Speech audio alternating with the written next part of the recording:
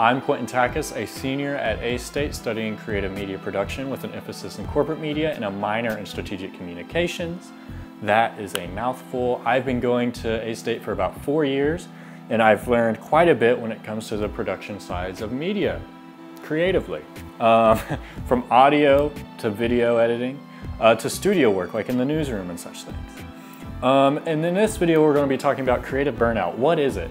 I have this video kind of segmented out like a little PBS bumper, you know, like a little 5-minute PBS bumper. Like the more you know, like kind of like a Bill Nye type thing, you know? Consider the following. Anyway, creative burnout to me is defined as something you love to do, but you don't really feel like, you feel like you're losing feelings for what you want to do type play, you know? Not to get too deep. But for example, like I love doing video stuff and audio stuff. But sometimes I feel like I'm not very good at doing video and audio stuff, and sometimes that can drive me away from doing what I love to do via the video and audio stuff, you know? And having the mindset, that kind of imposter syndrome with what you do will really drive a wedge into the relationship you have with the things you love to do. Another thing that'll drive a wedge into the relationship you have with the things you love to do is when you're doing your video or whatever art you might be doing, whoever is watching this, when you're doing that art form for profit or for a grade more than you're doing it for fun or a hobby, that can drive more of a imposter syndrome into what you do as well.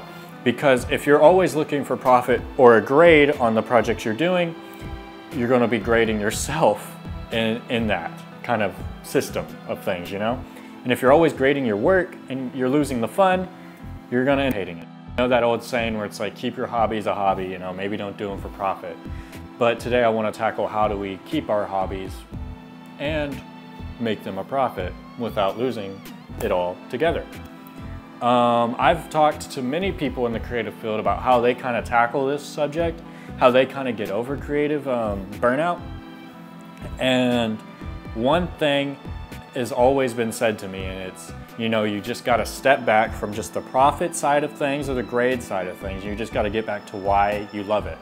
For instance, when I was in middle school, I used to make little videos and edit them all the time for fun, just to show my friends. And I have not made a video, I have not had that much fun making a video since middle school, really. But that was a different time, you know, everything was new to me when it came to this creative process, and I just really enjoyed everything about it. And there was no pressure. Nowadays, as an adult, there's a lot of pressure, especially when you're an arts major, to get good at what you're doing to a level where it can be profitable. And I can find that can be very daunting. But if you kind of step back sometimes, and you really have to work at this, you step back and you really just do what you love to do for fun sometimes, that can really overcome those feelings of, you know, being wedged away from what you love to do. You know, because everyone's worst fear in kind of the arts is losing what they love to do when it comes to the arts.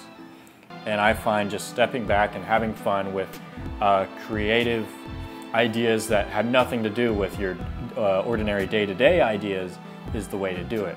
For instance, I love music. So I stepped back away from video and stuff just for like a side project, and I just focused on my music stuff. I'm in a band called Spanning Time. We play shows sometimes, or sometimes I just produce aside, like the music you hear in this bumper, if you will, is produced by me. That's how I've been kind of refostering my creative drive, you know. But for someone who does the video stuff and still, you know, the video stuff's kind of just their main source of that kind of thing, just go into a different type of it. I mean, if you're doing corporate videos all the time, make time to, you know, shoot some landscape videos or something, just something for fun on the side. I don't know how many people actually struggle with this kind of creative burnout thing, but I just wanted to share how I kind of, you know, found that I can get over it. And this video is very raw for me because I am not a person who sits in front of the camera as much as I am behind the camera. In this scenario, I'd usually be sitting by the tripod listening to the person being interviewed. But today, we have a crew of one, and it's me. Anyways, I hope everything I talked about came off coherently, and I hope it can resonate with some people watching this video today, because the worst thing to see is when someone's potential kind of gets thrown away because they kind of got, burned out, and they kind of just talk themselves out of a great career and what they're good at. And that's kind of what I wanted to put light on today.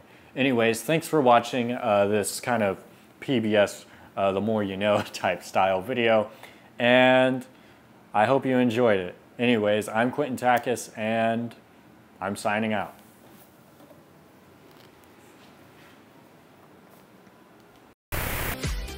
Hi guys, it's Quentin Takis, and today we're going to be doing a bass cover of the song Iris.